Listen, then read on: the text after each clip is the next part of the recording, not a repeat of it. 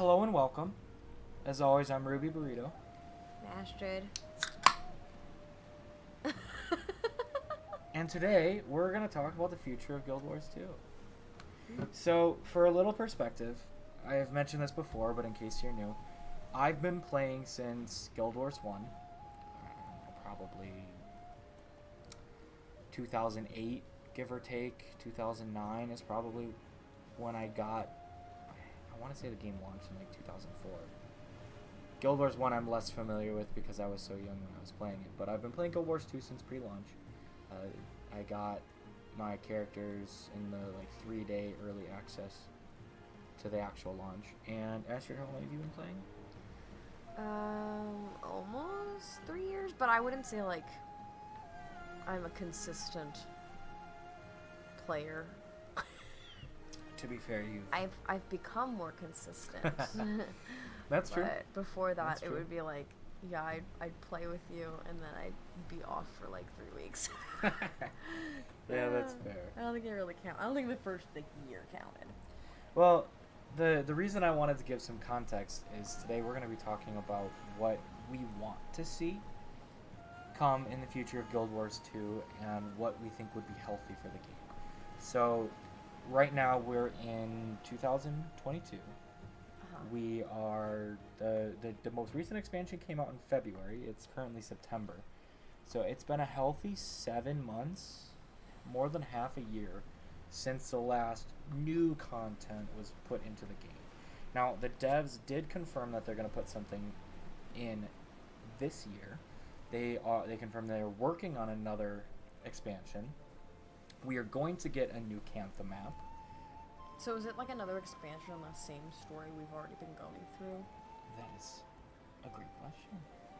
Because everything up until this point has been about the dragon cycle. I mean, you've had small side stories with the White Mantle and this and that, but ultimately everything that's driven the game has been the dragon cycle. And End of Dragons, so aptly named, was the end of the dragon cycle.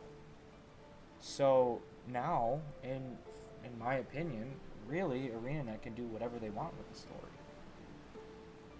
Yeah, but if they're saying that they're adding another Cantha map, then it means that it's something with the people of Cantha. It would it Correct. not? Why would they give you a map for an area Oh, for sure. when they're not going to even talk about it? For sure, for sure. That make no sense. Yes. So, in the immediate future, yes, we know we're getting a Cantha map. We know there are other areas in the region of Cantha that you can see on the map right now. So, Drowned Kyning. We were talking about this the other day. Drowned Kyning is right there, which would be very interesting if we wanted to look at what life looks like post-dragons. Drowned Kyning would be amazing because, per the story, that part of Kyning was drowned when Zaitan rose, now more than 10 years ago. You know what? I could see them. I mean, I guess maybe not the smartest thing for them to do, but they had both. You want to try that one more time? Balthazar. Yes. Yes. I wonder if they would do something off of that, The human gods. Yeah. There are a lot of open storylines when it comes to the human gods. Yeah. If you watch Wooden Potatoes, he was a big fan of Lyssa, who you are most likely not too familiar with. We do know that when Balthazar was originally going through...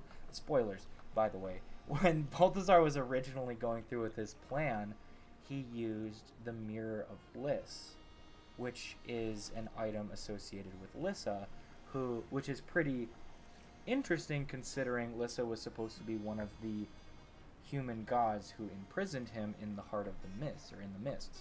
So why would he have one of her iconic items? So there's a lot of open storylines there. I totally agree. Well, are Canthans humans or no? Yes, they're humans. They are.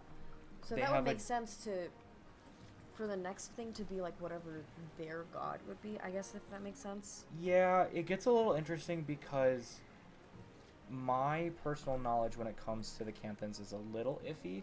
I their relationship with the human gods is very different, Yeah. because if you go to Guild Wars 1 factions, one of the big things was becoming closer to the stars. That was the becoming ascended for that.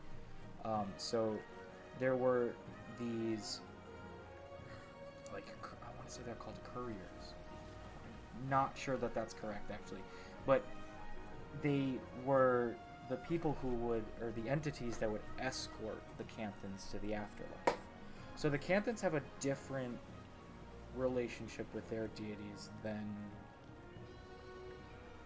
the Tyrian humans do. And I do like that, because the Tyrian humans were a lot closer in proximity to the human gods. This actually would be really interesting to delve into, because this is something that I've wanted to know more about, because it was said that the human gods brought humans to Tyria. And I don't know off the top of my head if Canthons are part of that.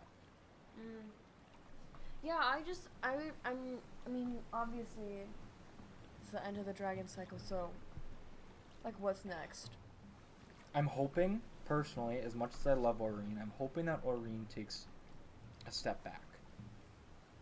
Because I love Aurene, but I would rather her take up, like, a wise old scholar role rather than, because she's I think ultimately, if they're trying to go away from dragons, then she's going to. I think it would make no sense for them to.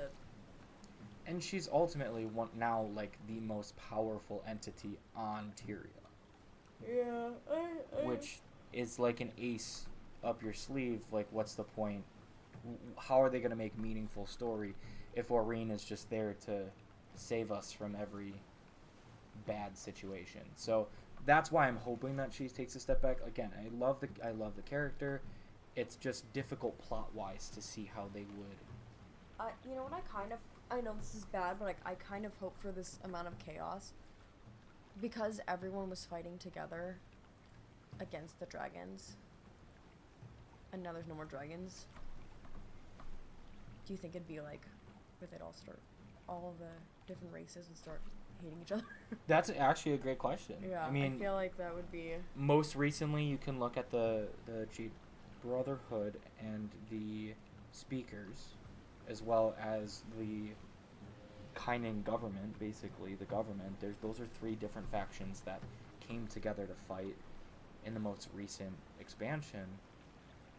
But even going back further, the Pact, all the way back in 2012 when the game came out, the Pact was the Dermot Priory, the Vigil, and the Chantry of Secrets is the Order of Whispers. There we go. They came together. Don't look for me. I don't know the answer. They came together, and the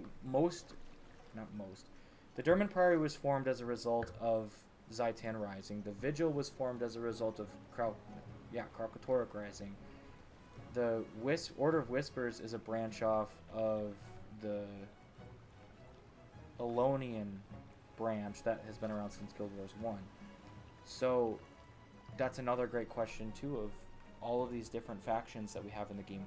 Where do we go from there?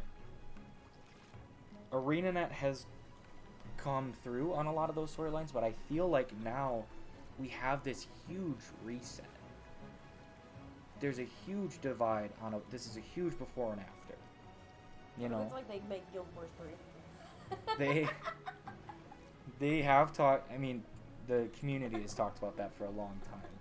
But one of the more exciting possibilities in my mind is a new race, because one of the hardest aspects of adding a new race is adding voice dialogue, going back and making it work with all the past story. But if you add a new race and they can only do the story post End of Dragons, for example, the Tengu, if the new map is like a Tengu homeland or something in Cantha, you could be a brand new Tengu. There were a lot of Tengu. Post End of Dragons. And we do know that they updated the combat animations and the character models. They added a whole bunch of different models for Tengu. So there is a possibility that they could be working towards that, and honestly, I think that would be the healthiest thing for the game. That's a huge marketable concept. That would be amazing for the next expansion. There's already this divide where maybe during this transition time you don't have them, but in the new expansion, would just do that expansion forward. It fits with the story. It doesn't have to be Tengu, but I don't see like them. Bird people. That Bird person. Bird person. I just see. I don't see them adding a new profession. Mm-hmm. We have 3, 3, and 3. Mm. So with heavy, light, and medium, we'd probably have to do 4 of each for it to even out, or for it to make sense, or even a new armor class. But that they would need to add 3 anyways for that. So it gets a little too complicated. Plus all the elite specializations. So it's not likely that they drop a new profession. Heavy, medium, light, and naked. I don't know how to react to that one. That's probably not gonna happen, but is that my first thought? I'm sorry. I already ruined your video. No, you are fine. It's just. Did I already say something that's gonna get you in trouble? I don't think that's gonna get you in trouble. You can already go down to your undies in the game, so. That is weird, by the way. I always hated that about my characters. That you go down to your undies? Because when you're swimming. Yeah. And you're trying to, like, get back up to the surface. Huh? Wait, what? When your character's swimming. And it's a girl. You're trying to get back up to the surface. I can just see my own butt. Oh. It's weird. It makes me uncomfortable. Well, I don't think everybody shares that opinion. I imagine looking at how the quantity of female characters made in the game, I don't think everybody shares that opinion. I think that. Well, thanks for watching, and we'll see you in the next one. See ya.